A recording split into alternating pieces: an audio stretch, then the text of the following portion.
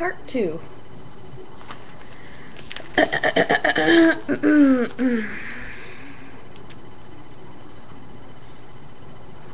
Okay.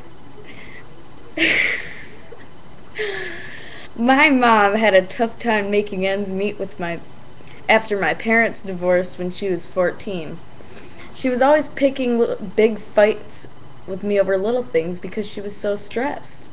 One weekend, I went to my friend's house to escape my mom's mood, and some kids were smoking pot. I thought it was harmless, so I took a puff. And within minutes, I felt a wave of relief. I smiled for the first time in months. I couldn't wait to smoke again the next day. I kept smoking over the next few months until I was doing it every day for hours. Eventually, my mom got a job and I was old enough to get one too. We weren't as stressed and we got along better, so I didn't smoke for 7 months, but it was easy to give up when my life was going on well. But then my mom got laid off and I broke up with my boyfriend. I felt so anxious that I started smoking again. Soon, I couldn't sleep without smoking. My grades slipped, but stressing out about it made me want to smoke more. Since I quit, I felt less stressed. The problem with smoking to forget your troubles is that you forget everything else to do. I'm still tempted to smoke when I'm upset, but I handle it by pulling out a list of goals I wrote down to remind myself of how much more I want from my life. That one was boring. Jessica, 18. This one's funny. Okay. The first time I tried pot in 8th grade, I was at a party where everyone was a bit older.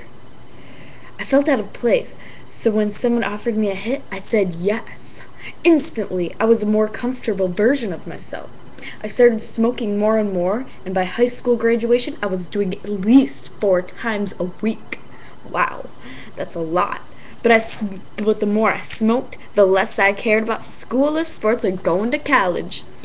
All I cared about was smoking with my friends. Last August, I ran into a guy. I knew who asked if I wanted to make money selling pot. It seemed like easy money, so I paid him $135 for 12 plastic baggies of weed. I put them in an eyeglass case in my purse, and I forgot all about it. A few days later, I went shopping. And on the ride home, I realized I left my purse with the pot. Oh my god. On the checkout counter. I went back to the store, and when I asked the greeter if he'd found it, he told me to wait. After 20 minutes, a detective came with a gun on his hip and came toward me. I was terrified. He took me to the police station, where I told him the truth where I'd gotten the weed. A few hours later, I was released, but 2 months later, I went to a judge who sentenced me to 30 days in county jail for felony possession and intent to deliver. I was hysterical and ashamed. The court was full of people who knew me. The first few days in my cell, all I did was cry. But I had no one to blame but myself. So I thought hard about how to change, and after 24 days in jail, I was released for good behavior. Now I don't hang out with smokers, and I'm going to college. It killed me to read my sister's letter in jail about how much she missed me, and I'm just now fixing things with my parents. I never realized how many people could suffer just so I could have a good time. Cindy, 19. Weed. Alright, this is the bottom part. Buzzkill. Weed isn't just more popular, it's also more dangerous than ever. Here's why.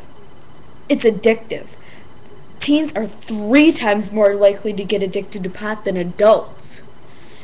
Even if you're not a regular hardcore smoker. It messes up your mind.